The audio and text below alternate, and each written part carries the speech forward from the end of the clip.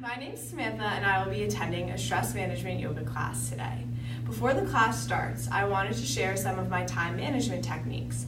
I'm a pretty go with the flow type of person, and planning every second of my day can get very stressful. Therefore, I use a life balance technique because it promotes a balance of purposeful planning and a healthy mix of going with the flow. I've had a pretty stressful week, so I think that coming to this yoga class is a priority. Welcome to class, everybody. We are going to begin by relaxing our bodies with a mindful meditation session. Does anybody know what mindfulness is? I do. Mindfulness is the state of being attentive to and aware of what is taking place in the present. On the opposite end of the spectrum, mindlessness occurs when our thoughts are not in the present moment and when we tune out what is happening. Do you know how being mindful is a stress management technique? Yeah. When our attention is focused directly on the here and now moment, there is no threat and as a result, no stress. Stress occurs only when we allow our minds to think of things other than what is happening in the current experience. Mindfulness turns off the stress response and as a result facilitates relaxation, reduces stress, hormones, and boosts the immune system. Awesome response. Now that we understand what mindfulness is, we are going to do a mindful meditation technique called long, deep breathing. I hope you all can focus on your senses of the here and now. What are you seeing, hearing, tasting, and feeling? If your mind begins to wander, make sure to bring yourself back to the present without judging yourself. Let's begin. Put your left hand on your stomach and your right hand on your chest. Cross your legs and close your eyes. Breathing should be generated from the nostrils because it aids in breathing control. Breathe in for 8, 7, 6, 5, 4, 3, 2, 1. Hold it for a second. Now exhale 1, 2, 3, 4, 5, 6, 7, 8. Breathe in 8, 7, 6, 5, 4, 3, 2, 1. This type of breathing has several benefits, including increasing the flow of oxygen in the body, which promotes healing and a relaxed state of being. It can also prevent the buildup of toxins in the lungs and a slew of other benefits as well. Okay, now one more deep breath, everyone. 8, 7, 6, 5, 4, 3, 2, 1, and exhale. 1, 2, 3, 4, 5, 6, 7, 8. Great job, everyone. Okay, now everybody, we're gonna do cat and cow. Everybody go onto their hands and knees. First, you're gonna arch your back and look up to the ceiling for 2, and round your back and look at the floor. Now back to cat, 1, 2, and cow, 1, 2. And from this position, we're gonna go into downward dog. Can everybody go onto their toes and push up? Speaking of dogs, would it be okay if I brought my puppy to class? Of course. Come here, Bailey. This is my dog, Bailey. She is an emotional support animal. She loves yoga and has even done doga. Pet therapy uses dogs and other animals to help people cope with health problems, such as heart disease, cancer, and mental health issues. She is very friendly, and before long, you'll be smiling and forget about some of your worries. Whenever I feel stress levels increasing, I pick up a toy and start playing with Bailey, and my stress just melts away. Pet therapy is such a great stress reliever. Come here. Since we have Bailey here, we're gonna do child's pose all together. So everybody on their hands and knees, you're gonna push your butt backwards and your arms forwards.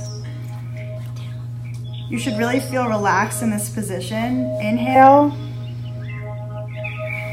and exhale. Inhale one more time and exhale. Come back to the center. You don't need to use pet therapy in a structured setting like doga. You can just have fun with your dog when you come home from a long day of classes or work and just snuggle with them, and they help get rid of your stress levels. As a college student at school, we don't always have our dogs with us. So during finals and stressful times, GW does have pets and dogs come to campus so we can play with them and relax and relieve our stress. All right, guys, now moving on with class. Since we just practiced our downward dogs, we're going to do a little bit of partner yoga. So one person is going to get into downward dog, just like this. And the other person is going to go in front and basically do a downward dog on top of her.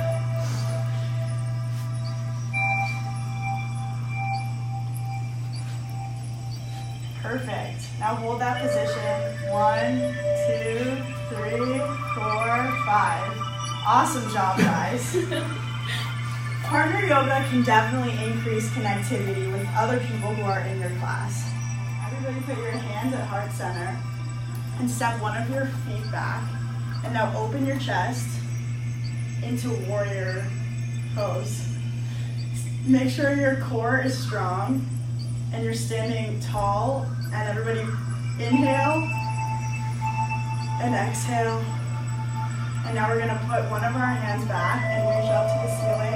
Inhale, exhale, inhale, exhale. Now come back.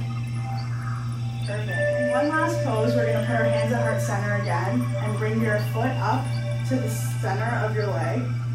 Now, if you want to do a little bit of a progression, you can put your foot between your hip and bend down. Inhale. Exhale. If that's too hard, you can leave it at the first one. Inhale. Exhale. Okay, now come on. So what do you guys think of today's class? I love today's class. I feel so relaxed already. Do you know the stress benefits of doing yoga?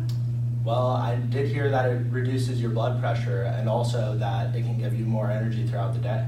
Exactly. Thank you for an awesome class, everybody. We're going to do one last exhale. Join in.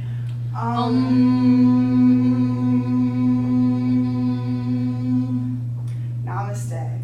Namaste. Namaste. I feel so relaxed after that class.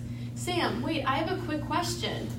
I've been struggling to budget my money for this class. Do you have any recommendations on how to budget my money so I can afford the things I need? Yes. Yoga classes can get pretty expensive. I use this new app called Acorn that takes the remaining change from the purchases I make on a debit or credit card. I rarely use cash, so this app is a great choice for me, and it helps me manage my money. For example, if I buy a water or soda from CVS and it costs about $1.50, it will take the remaining change. So it will take that 50 cents out of my bank account and set it aside in my Acorn account. Whether you realize it or not, it adds up sooner than later. In about 1 month, I have about enough money to go to 2 yoga classes. So around stressful times, I use the money in my Acorn account to spontaneously go to a yoga class. How do you feel about working out on a budget in college? I knew 2 classes a month isn't a lot, but it's a nice treat to go to a studio and take a formal class. Aside from yoga, I do some other types of workouts and forms of exercises that are free. Sometimes I run around DC when I'm stressed. Awesome. Namaste. Well, I would love you guys to come back to my studio for my class. There are also tons of different opportunities for you to practice yoga, both while you're in college and when you graduate.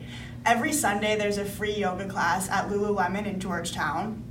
You can also pay a small fee for a membership at Hellwell to continue to take yoga classes. There are also LSPA classes that you can sign up as a college student at GW for 1 credit. I know a lot of people who are in yoga. I'm in bar. I know somebody in this class was in kickboxing.